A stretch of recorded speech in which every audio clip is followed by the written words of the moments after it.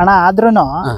ಮನುಷ್ಯ ಅಂದ್ಮೇಲೆ ಒಂದ್ ಬಡವ ಆಗಿರ್ಲಿ ಸಾವುಕಾರ ಆಗಿರ್ಲಿ ಪ್ರತಿಯೊಬ್ಬನಿಗೂ ಒಂದ್ ಆಸೆ ಅನ್ನೋದು ಇದ್ದೇ ಇರುತ್ತೆ. ಹೌದೌದು. ನೀವ್ ಇಷ್ಟೆಲ್ಲ ಕಷ್ಟ ಪಡ್ತೀರಾ, ಹಾ. ಏನೋ ಒಂದ್ ಸುಖಕ್ಕೋಸ್ಕರನೇ ಇಷ್ಟೆಲ್ಲ ಕಷ್ಟ ಪಡ್ತೀರಾ. ಹೌದು. ನಿಮ್ದು ಮುಂದೆ ಏನಾದ್ರು ಇಂಥದೊಂದು ಆಸೆ ಅಂತಿದ್ರೆ ಏನೆಲ್ಲ ಆಸೆ ಇಟ್ಕೊಂಡಿದೀರಾ ನೀವು?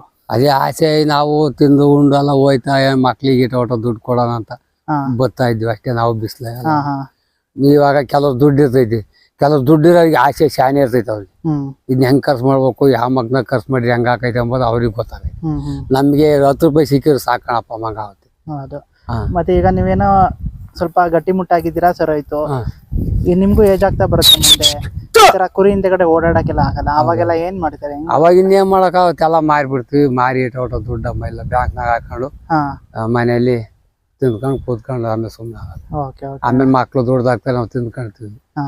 ಆಮೇಲೆ ಅವರು ಇಲ್ಲ ಮಾಡಿದ ಕೆಲಸ ಮಾಡ್ಬೋದು, ಇಲ್ಲ ಅಂದ್ರೆ ಇಲ್ವೇ ಅಲ್ಲ ಅವರು. ಹೌದೌದು. ಓಕೆ ಅಣ್ಣ, ಓಕೆ ಅಣ್ಣ, ಒಳ್ಳೇದಾಗ್ಲಿ ನಿಮ್ಗೆ.